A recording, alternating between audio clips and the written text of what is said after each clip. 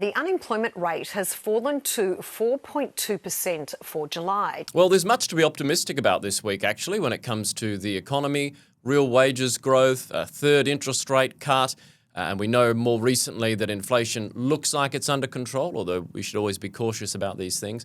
And today, unemployment edged down just a little bit from 4.3% to 4.2%.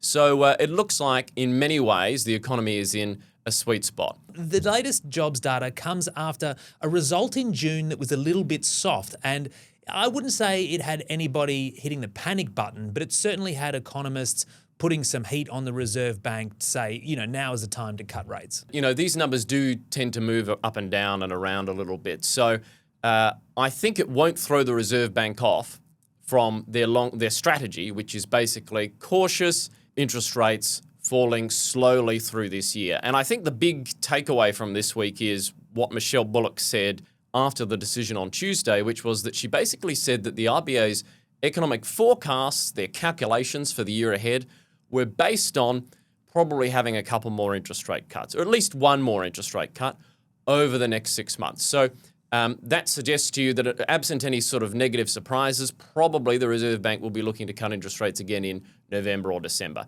Today's jobs data suggests there's no need to rush. They can probably continue at this sort of quarterly pace